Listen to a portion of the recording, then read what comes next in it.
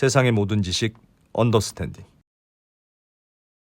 원리는 너도 알고 나도 아는 건데 네. 실제로 쌓아봐라고 할 때 쌓아지네? 이건 하이닉스는 쌓아지고 삼성은 자꾸 쌓으면 무너지고 좀 그러고 있는 겁니까?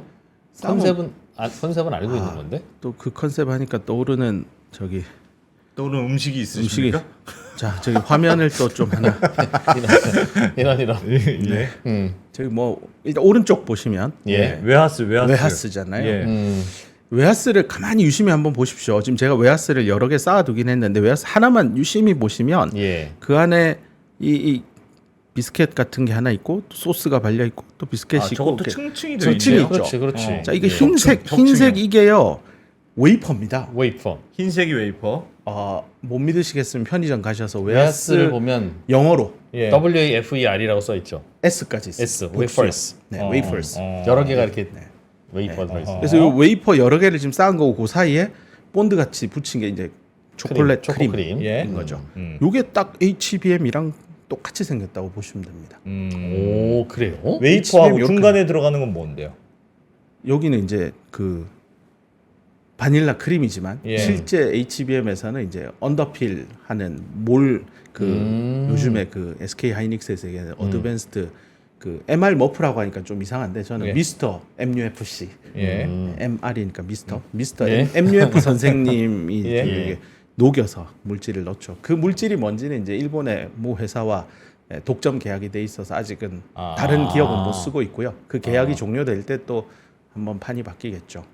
일종의 본드 역할을 해주는 거예요, 그게? 네, 맞습니다. 이게 이제 본드를 이제 뭐 TCNCF라고 하는 게 더멀 컴프레시브하게 열을 가해서 압력을 가해서 난 컨덕팅 필름 부도체 얇은 막을 이렇게 씌운 그 음식 보관할 때 쓰는 랩 있잖아요. 예. 뭐 그런 느낌입니다. 그러니까 웨이퍼 깔고 랩 붙이고 또 웨이퍼 올리고 웨이퍼 랩 깔고 뭐 이런 그걸 하고 있는 방식이다. 거다 지금.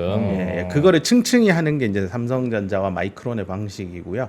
하이닉스는 적당히 올려놓고 물질을 넣어서 쭉 녹여서 들어간 다음에 꽉 붙여서 끝내는 겁니다.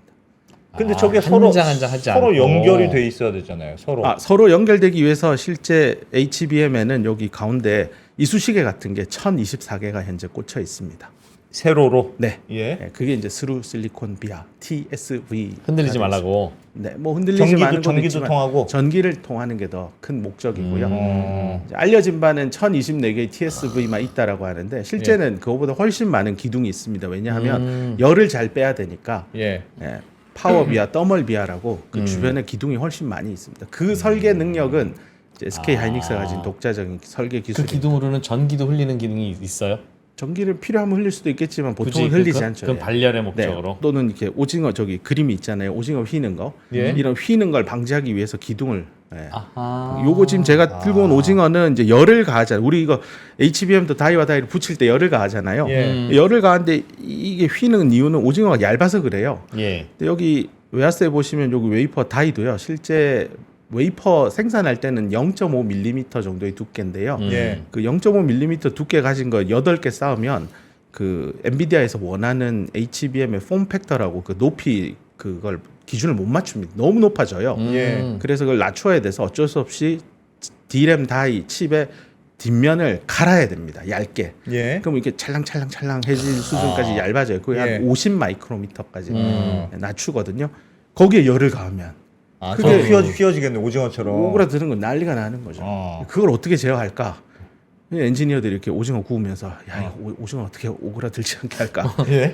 그러기 위해서 빤빤한 오징어 두 오징어를 개를 어떻게 만들까? 빳빳한 오징어 어떻게 만들까? 그런 고민을 하는 거죠. 네. 와. 그래서 제가 이 그림 가지고 온 겁니다. 요즘 와. HBM에서 뭐 삼성전자, 마이크론은 수율이 안 나와서 뭐 어쩌고 저쩌고 뭐 삼성전자 주주분들이 다 걱정하잖아요. 원래 예. 연예인 걱정하고 삼성전자 걱정 안 하는 세상이었는데 예. 예. 어느 순간 걱정을 하는데요. 음. 네, 이런 거하고 다 연관돼 있습니다. 야, 저 오징어 비유는 진짜 찰떡 같네요. 그래서 삼성은 하나 하고 또 접착제 붙이고 또 깔고 접착제 붙이고 이렇게 하는 거고 삼성전자는 하이닉스는 대충 얼기설기 쌓아 올리는 후에 열을 가면서 훅 눌러버리는 거지. 끽!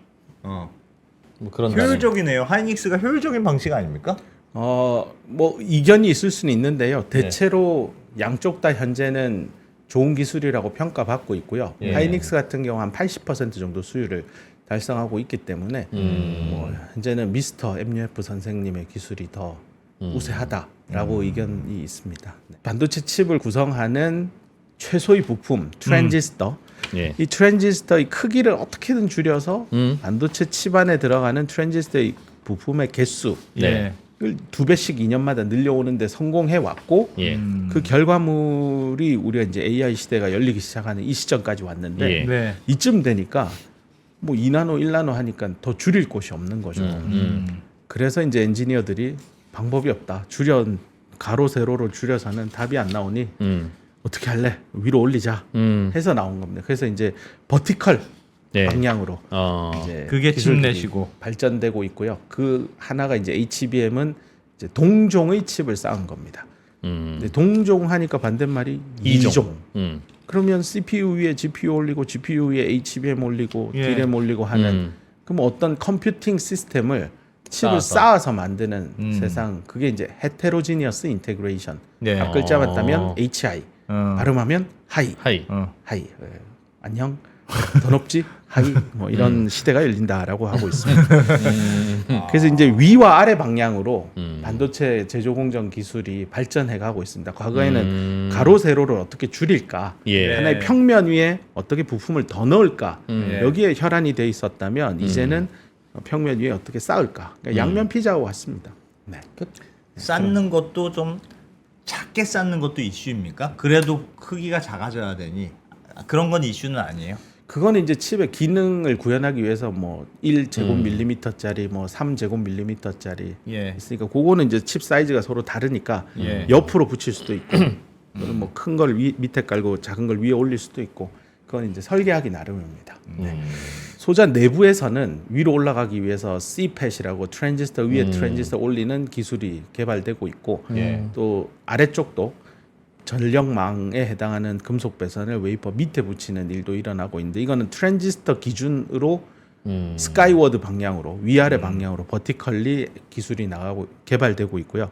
근데 이제 소자 입장에서 이제 외부에서 혁신도 있을 수 있습니다.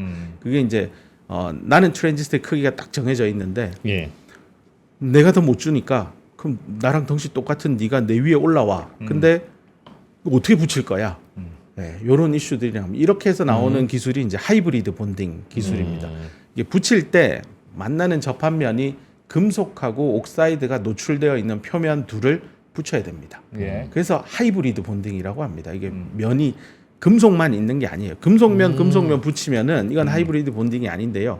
내 손바닥 위에 어떤 곳은 금속이고 어떤 곳은 옥사이드라서 서로 다른 이종의 물질로 구성된 표면을 딱 붙여야 돼요. 이게 쉬운 기술이 아닙니다. 이게 그림을 한번 보시면 SK 하이닉스 뉴스룸에서 가지고 왔는데요. 네. 예. 여기 이제 웨이퍼가 있는데 얘를 이제 다른 웨이퍼 여기 가장 오른쪽에 있는 얘도 웨이퍼거든요. 예. 웨이퍼 표면에 뭔가 이렇게 만들어져 있죠. 요 위에 있는 그림은 뒤집은 겁니다. 네, 위를 뒤집어서 거꾸로 세운 거고요. 예. 아래쪽에 있는 또 웨이퍼가 있는데 이 둘을 붙여야 되는 거죠. 근데 붙일 때 여기 보라색으로 돼 있는 얘는 절연 물질이고 그 사이에 이렇게 약간 안으로 움푹 들어가 있는 저게 이제 구리인데요. 이 둘을 어떻게 잘 붙일 수 있을까를 고민해 보면 쉽지 않습니다. 왜냐하면 물질의 열 팽창 계수도 다르고요. 이걸 붙이면 어떤 데는 이렇게 움푹 파여진 정도가 다 달라요. 예. 지금 저는 요 그림을 2개만 가지고 왔지만 사실은 이게 수백만 개, 수천만 개가 있기 때문에 동일하게 맞추는 것도 어렵고 또 하나는 온라인 잘 정렬을 해서 딱 원하는 데 붙여야 되는데 그것도 쉽지 않습니다. 이게 예. 봐야 되는 기술들이 굉장히 많거든요. 이거를 이제 SK 하이닉스가 요런 기술을 개발을 하고 있고 아마 HBM4E 제품에는 하이브리드 본딩으로 만든 HBM 제품도 있고 저렇게 쌓는다? 기존의 뭐 어드밴스드 미스터 MUFC를 써서 하는 기술도 있을 겁니다. HBM5 시대가 열리면 다 이걸로 갈 거고요. 네. 그때쯤 되면 굳이 D램과 D램을 붙여야 돼? D램과 NAND는 D램과 GPU는 다 붙일 CPU와 수 있다. GPU는 다 붙이는 공통의 기술. 네, 그게 이제 하이브리드 본딩 기술이 될 겁니다. 궁금한 게요. 예를 들면 밑에 반도체가 10만 원짜리고 얘도 10만 원짜리라고 해봐요. 두 개를 붙였습니다. 그럼 그게 부가가치가 얼마나 높아집니까? 그게 지금 HBM 같은 경우는 가격이 1달러 붙이면 2달러가 아니라 예. 곱하기 6해서 12달러에 판매됩니다. 와. 붙이는 게 어마어마하군요. 붙일만하네. 이 양품을 두 개 어. 들고 와서 붙였는데 불량이 나면 손해가 예. 나잖아요. 아, 그러니까 그래서 가격을 더 수율이- 받아야죠. 그래서 수율이 떨어지니까. 수율이 떨어집니다. 어마어마한 부가가치군요. 붙이는 게. 네, 이 잘 붙이는 기술을 원래 처음 도입한 곳이 예. 중국의 YMTC라고 하는 낸드 플래시 기업입니다. 예. 그래서 그들은 이미 이 기술 시대를 생각하고 예. 리프로깅 한다고 하죠. 그 퀀텀 점프하죠. 기술을 아예 개발 안 하고 차차 세대를 바로 개발해서 예. 선두 기업을 쫓아가는 방식인데 중국의 낸드 플래시 메모리 기업인 YMTC가 이 하이브리드 본딩 기술의 원조라고 보시면 됩니다. 그래서 3D 낸드 시장에서 뭐 삼성전자 메모리 사업부 같은 경우는 우리 구멍을 깊게 파서 예. 128단 3D 낸드를 우리는 한 번에 식각해서 만드는데 SK 하이닉스나 마이크론은 두 번 뚫어야 된다. 그래서 우리는 식각 공정 기술력이 좋고 이 낸드가 훨씬 우수하다. 틀린 얘기는 아닌데요. 근데 언제까지 계속 한 방에 다 팔 거냐는 거죠. 그러니까 초고층 건물을 128층을 지었는데 그럼 256층도 한 번에 지을 수 있어? 예. 안 되는. 언젠가는 한계에 봉착할 거고. 근데 중국은 애당초 24층밖에 못 지었으니 예. 우린 24층을 5번 쌓아서 120몇 층 할 거야라는 기술로 간 겁니다. 근데 알고 봤더니 먼 미래. 그럼 먼 미래가 한 10년 된 겁니다. 2015년에 YMTC가 그 생산한 낸드를 애플의 퀄을 통과하고 막 이런 일들이 일어날 때 예. 뭐 그 미중 패권 경쟁 속에서 그 이제 사용을 못하게 된 면모도 있지만 예. 사실은 기술적으로만 놓고 보면 중국의 YMTC가 기술의 어떤 먼 미래를 먼저 봤고 근데 우리 기업들도 다 알고 있었는데 예. 갑자기 그쪽으로 가는 것보다는 다음 기술에서 하나하나 가는 게 맞거든요. 그러니까 이제 선두 기업은 그렇게 갔는데 후발 기업인 중국은 빨리 올라와서 1등을 제끼기 위해서 예. 3등에서 1등으로 가는 거죠. 그런 전략으로 갔던 기술 중에 하나가 이 하이브리드 본딩이고 이 기술이 이제 앞으로 칩넷 시대의 핵심 공정 기술이 될 거고 이 기술을 가진 기업이 이제 월드와이드 1등으로 올라갈 거고 그게 칩넷 시대에 칩렛이니까 칩과 칩을 붙일 때 이 하이브리드 본딩 기술이 중요할 겁니다. 붙일 때 잘 안 붙거나 못 붙이는 그게 어려운 이유는 네. 딱 맞추는 게 어려워요? 아니면 맞췄는데 잘 안 붙어요? 뭐 어떻게 표현할 수 있을까요? 여러 가지가 있는데요. 여기 아마 장표에 보시면 좀 더 나올 것 같은데요. 결합할 때 그 구리 표면의 청결도냐 활성화 정도는 어떻냐 뭐 제가 여기 쭉 써왔습니다. 뭐 예를 들면 옥사이드층은 표면의 화학 반응으로 접합이 돼야 되는데 그럼 표면에 마이너스 OH기 형성을 하기 위한 표면 처리로 플라즈마를 얼마나 때릴 거냐 뭐 이런 것도 있고요. 그냥 붙이는 거예요? 그럼 뭐 중간에 본드 치라는 게 아니라? 아닙니다. 붙여서 같은 물질끼리 이렇게 서로 결합하도록 만드는 겁니다. 그럼 압력을 가합니까? 열을 가하는 겁니까? 압력도 가고 열도 가합니다. 그 순서도 중요하고 압력 열을 할 건지 그 압력 열 처음에 세트는 몇 도, 그 뒤에 건 뭐 얼마나 할지 그 다 노하우입니다. 논문에 공개를 잘 하지 않고요. 각 회사들이 가지고 있는 기술입니다. 그래서 궁금한 게, 그러니까 네. TSMC는 어차피 파운드리니까 네. 소품종으로 이게 다품종이잖아요. 그러니까 이거 만들어주면 이것도 만들어주고, 그러니까 약간 장인 정신처럼 이거 좀 쌓아줘 하면 이렇게 쌓고 여러 가지 제조 기술을 할 수 있을 것 같은데 하이닉스는 대량 뭐 낸드 뭐 디램 이런 거 만들던 회사잖아요. 예. 근데 왜 여기는 쌓는 걸 갑자기 생각했어요? 이거를 쌓아서 대량으로 만들 생각이었을까요? 하이닉스도? 그러니까 그거는 TSMC에 훨씬 적합한 제조 방식인 것 같은데 갑자기 하이닉스가 혜성처럼 등장해서 어떻게 이런 걸 잘 만들게 됐을까? 그거는 우리가 이제 3프로 TV에 이제 새빵살이를 시작했잖아요. 네. 그렇죠? 네. 근데 이제 처음 3프로 TV는 뭐 이런저런 분 투자와 관련된 거 나오는데 네. 우리도 똑같이 할래요라고 해봤자 다들 3프로 TV만 볼 거 아닙니까? 그러니까 우리 언더스탠딩은 과학도 하고 3프로 TV 안 하는 거 한번 해보고 네. 그러다가 이제 이렇게 된 거잖아요. 뭐 그런 걸까요? 아닐까? 그런 걸까요? 뭐 그러니까 메모리는 원래 커머더티 표준품이었죠. 그래서 값싸게 만들어내면 승자가 되었었죠. 매출과 영업이익이 늘었는데 어느 순간 AI 반도체가 시장이 열리면서 각 기업들이 원하는 메모리의 용량, 속도, 신뢰성 수준 다 다릅니다. 특히 이제 엔비디아가 원했던 건 고용량, 고속의 대역폭을 넓힌 메모리가 필요했고 그걸 맞출 수 있는 커스터마이즈드 된 커머더티를 처음으로 낸 게 이제 SK 하이닉스가 승기를 잡은 거죠. 이렇게 해줘 그러면 네, 맞춰주는. 그렇게 해서 매스로도 우리 만들 수 있어. 네. 이런 그러기 거예요. 위해서는 칩과 칩을 붙이는 기술을 가지고 있어야 원하는 용량을 지금 8단 HBM도 있지만 12단 HBM도 있고 차후에 16단도 나오고 할 거거든요. 어느 정도 표준화된 로드맵은 있지만 뭐 13단도 만들려면 만들 수 있죠.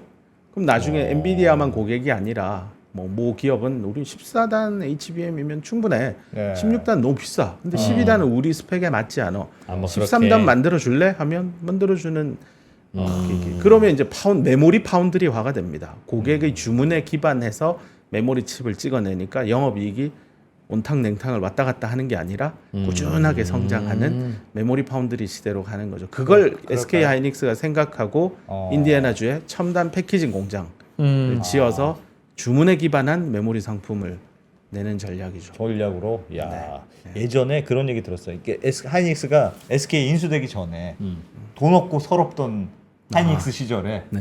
하여튼 설비 투자 안 하고 있는 걸로 조여서 수율 높이는 데는 하이닉스가 최고라고 그랬어요. 진짜 힘들어서 정말. 삼성은 그냥 야 새 라인 깔아 이럴 때 우리는 돈이 없어. 그러니까 있는 거 기름칠하고 돈 해서 없는 맥가이버라고 그러더라고요.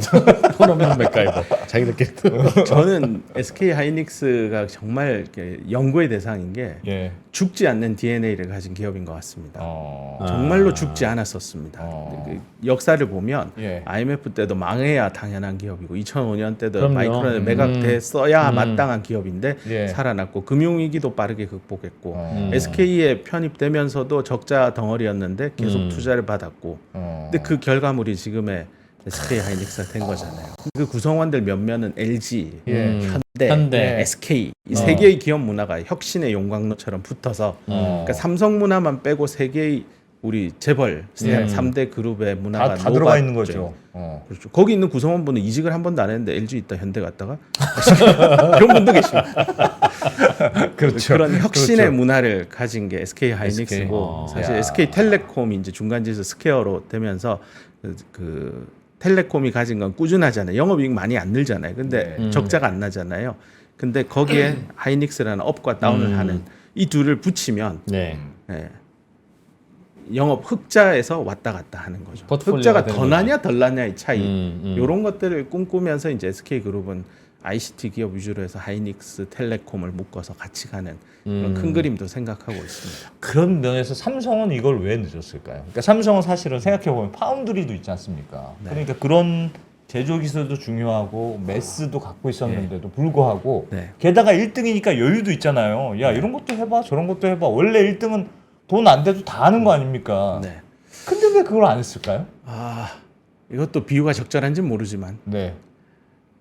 뷔페집 아시 한식 뷔페 뭐 잡채도 있고 갈비탕도 있고 냉면, 물냉, 비냉, 뭐 네. 회도 있고 스시도 있고 음. 탕수육, 짜장면, 짬뽕 다 있죠. 예. 과거에는 그게 흥했을지 모르지만 지금은 갈비탕 전문점, 소고기 전문점, 목살, 삼겹살 전문점이어야지 돼지고기 전문점 말도 안 고객의 됩니다. 눈높이가 높아졌다. 아. 굉장히 한 분야에 있어서 그 아웃스탠딩한 그런 역량을 가져야 되는데 삼성 현재의 모습은 그 어떤 분야에서도 디램, 서버에 들어가는 디램은 이미 2000 쌀집에 예. 넘어간 게 한 수년 전의 일이고요. 실제 탑10 VIP 고객만 보면 마켓 쉐어 50%를 달성한 건 SK 하이닉스였었습니다. 예. 그게 2018년, 17년에 빅데이터 그 AI 시대 열릴 때 이미 일어난 일이고요. 예. 그 다음에 낸드 쪽에서도 이미 아하. 승기를 놓치고 엔터프라이즈 SSD에서 1등을 했었으나 최근에는 점점 밀리고 있는 상황이고요. 파운드리도 뭐 고객사 확보에 난항이 있는 상황이고 뭐 스마트폰 역시 중국에서 얻어 터지고 아이폰에 얻어 터지고 그러니까 이게 한식 뷔페집 같은 느낌입니다. 가면 예. 다 있습니다. 아. 근데 뭐가 제일 맛있지? 라고 할 때 내놓을 제품이 없다라는 게 아쉬운 점인 것 같습니다.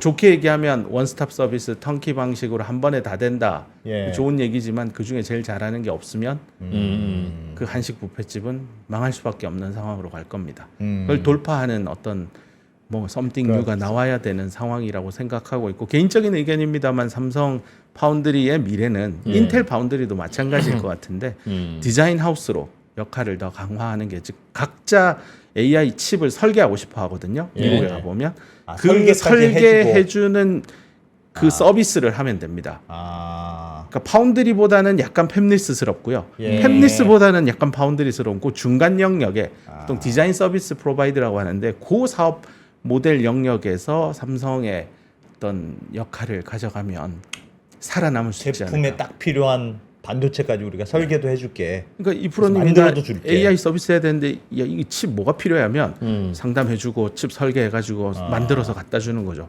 하지만 이 프로님의 기업이 만드는 그 칩 제품을 절대로 내가 삼성이 따로 만들어서 경쟁품을 안 내놓죠. 고객과 경쟁하지 않는 거죠. 그게 TSMC의 전략이었기도 하고요. 그래서 그런 디자인 하우스로서의 역할을 강화하면 삼성 파운드리는 메모리도 하고 패키징도 하고 파운드리도 하고 다 있으니까 오히려 그런 것들을 활용해서 뷔페집이니까 주문형은 가능할 수 있다. 뭘 원해도 우리가 해줄 수 있어. 네. 그러니까 뷔페집에서 짜장면 잘 만들면 짜장면집도 만들으라는 얘기인데 음. 그게 바로 고객과 경쟁하는 짓 아닙니까? 지금까지 고객이 설계도 들고 와서 이렇게 만들어주면 형님 이게 설계도인 거요? 그대로 만들어 볼게요 하다가 이거 그냥 우리가 그려도 되겠구만 한 다음에 이제 설계도 삽니다 붙여놓는 순간 그동안 설계도 갖다 줬던 형들은 진짜 어우 저놈의 자식 저럴 줄 알았다고 그러는 거겠죠. 그래서 참 그런 부분들은 앞으로 전략을 짜시는 탑팀 제일 위에 네. 있는 분들의 어떤 결단력이 필요한 시기가 온 게 아닌가 하는 생각을 하고 있고 저도 기회가 되면 삼성 파운드리에 가서 이것저것 조언을 드릴 때 비슷한 얘기를 합니다. TSMC처럼 파운드리로서 경쟁력을 갖는 거는 어렵다고 생각해서 이제 그런 방향을 조언하시는 거예요. 네. 그 이유는 뭡니까? TSMC는 계속 너무 잘해요. 계속 파운드리로 갈 텐데. 이게 사람들이 파운드리 하면 그냥 내 설계도 한 장 들고 있으면 삼성에 들고 가도 만들 수 있고 TSMC 가도 만들 수 있다고 생각하시는데 예. 그렇지 않습니다. 어. 그 내가 TSMC랑 협업을 해서 얻어진 설계도를 들고 삼성에 가면 그 칩 못 만듭니다. 설계를 바꿔야 됩니다. 실제로 생산할 수 있는 설계로 바꿔야 되는 거예요? 바꿔야 그렇지, 됩니다. 아. 네. 그럼 그거를 오랫동안 같이 협업을 했던 팹리스와 파운드리는 그 관계를 깨고 싶어 하지 않습니다. 아. 이 공장에서 잘 만드는 요런 게 있구나. 네. 어. 가장 간단한 얄쌍하게. 걸로 금속 배선 사이의 거리를 삼성은 13나노, TSMC는 15나노 해줘요. 그럼 오, 짧은 게 좋은 거 아니야? 근데 아닙니다. 그것만 보시면 안 되고 다른 것도. 설계도면에 뭐 꺾여 있는 금속 배선은 TSMC가 훨씬 잘 붙이는 거죠. 그런 것들을 면면이 알아야 되고 고객이 원하는 대로 공정을 바꿔줘야 되는데 예. 삼성이 이제 과거에는 이제 갑의 입장에서 메모리 커머더티 판매업자로서 그걸 잘 못했고 예. 이 최근에는 반성을 하고 그런 건 잘 하지만 이미 팹리스와 파운드리는 너무 이미 끈끈해 TSMC 붙어 예. 있고 아. 그리고 이게 그래서. 다음 노드를 쓸 때 항상 리스크 프로덕션을 해서 계속 칩을 흘립니다.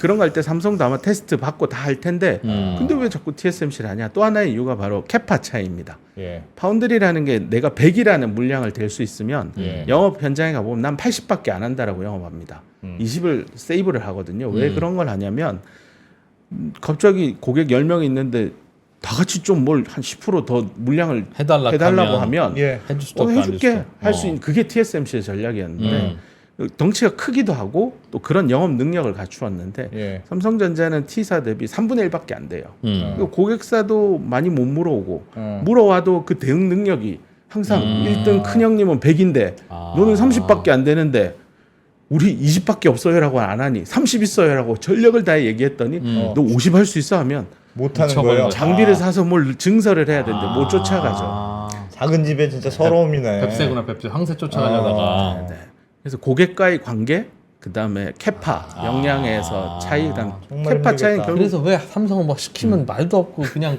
연락도 안 받고 이놈 새끼도 아주 그렇다는 게 소가리를 하고 있는 거구나. 우리 이 형 연락 받으면 지금 오늘 밤새서도 안 되는데. 투자를 더 하면 좋은데 이번에 아직까지는. TSMC는 뭐 50조 투자한다는데 삼성 예. 파운드리는 그거에 못 미치는 수준으로 투자를 하니까 예. 투자를 많이 한다는 건 팹을 많이 짓고 그 안에 들어갈 장비가 많이 들어가니까 고객이 원하는 물량을 언제든지 맞추어 주는 거죠. 최근에 대만에 지진 난 것도 80만 갖고 있었기 때문에 지진 나서 망가진 걸 20으로 백업해서 바로 복원 가능한 겁니다. 그런 게 이제 사업을 얼마나 오퍼레이션을 잘하느냐 역량이기도 하고요. 그래서 그런 부분들을 하나하나 근데 학습을 하면 결국 파운드리 2등 할 텐데 정말 죄송한 얘기지만 내년쯤 되면 아마 이 프로님이 걱정할 겁니다. 삼성 파운드리 어쩌다 이렇게 됐냐. 4등이 뭐냐. 금은동도 못 따. 야 동메달도 못 따. 이런 누구야 하면 은메달은 인텔. 자사 CPU 칩을 이제 파운드리로 회계장부 처리를 해서 매출로 하니까. 올라오니까 네. 2등이 될 거고요. 예. CPU 마켓 시장이 D램이랑 거의 막 비슷하거든요. 그다음 3등 아니한데 중국의 SMIC가 자국 내 팹리스 수요가 많아서 그래서 레가시 공정에서 만드는 칩 수요가 많을 겁니다. 매출이 쫙 올라올 거고요. 빠르면 내년이라고 보고 있습니다. 그럼 삼성 파운드리가 고객을 잃고 매출 마켓쉐어를 줄여가면서 예. 인텔은 갑자기 올라오게 되고 중국이 중국도 올라오니까 올라오고. 우린 졸지에 2등하다가 4등이 4등으로 되는 내려앉는 어. 최악의 시나리오도 대비하시라라고 저는 삼성 분들을 만나면 얘기는 해드리고 있습니다. 쓴 소리네. 인텔의 전성기는 다시 올까요? 인텔의 전성기는 파운드리를 얼마나 잘하느냐인데 2나노에서 올해 말에 아마 지켜봐야 되는데 그 CPU 사파이어 래피드 나올 때 양치기 소년짓을 많이 했죠. 다음 분기 됩니다. 예. 다음은 꼭 할게요. 네 번을 어겼잖아요. 파운드리 역시 2나노 리본 팻이라고 이름을 붙였는데 그게 아까 보여드린 MBC 팻 구조랑 똑같고 하단 웨이퍼 후면에 파워 BSPDN이 들어올 겁니다. 근데 그 고객사는 아마 자사겠죠. 자사 CPU에 쓸 건데 근데 자사도 지금 T사 걸 쓰고 있거든요. 얼마나 자사가 그걸 가져가고 좀 CPU 성능을 업그레이드 하느냐를 예의주시해서 봐야 될 거고 그게 거기서 궁금한 게 인텔이 원래 망했던 게 옛날에는 진짜 말씀하셨던 외계인이 있을 정도로 네. 인텔이 다 하다가 망한 거잖아요. 네. 그러니까 인텔은 설계도 하고 자기들 CPU도 하고 자기들 제조도 찍기도 하고 패키징도 하고 그거 했죠. 다 하다가 혁신을 잃어버린 거다. 네. 잘하는 걸 막 과감하게 맡겼어야지. 인텔이 혼자 다 먹으려다가 폭삭 망한 거다.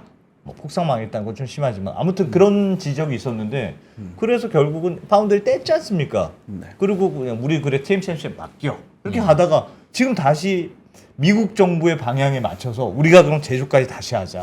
그게 다시 역행하는 거 아닙니까?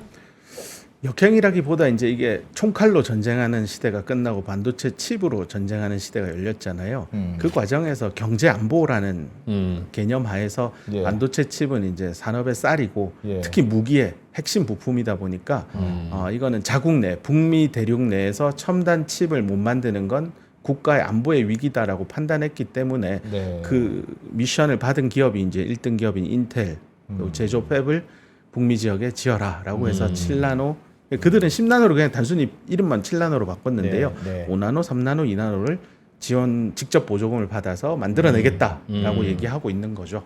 예, 없는 부분이니까 부족한 거니까 미국 정부가 보조금을 주는 거고요. 보조금이라도 줘서 네. 우리나라도 이제 우리가 잘 못하는 거를 직접 보조금을 줘서 키워내야 될 거고 이미 잘하고 있는 뭐 메모리 사업은 굳이 직접 보조금을 안 줘도 괜히 뭐 국민적 동의를 얻고 대기업 특혜니 뭐니 그런 거에 일희일비하기보다는 우리가 부족한 소재, 장비 이런 예. 생태계 그다음에 설계 기술력 이런 쪽에 더 많은 투자를 해서 이 공학도들의 영웅들을 많이 탄생시켜야 되지 않을까 그렇게 생각합니다.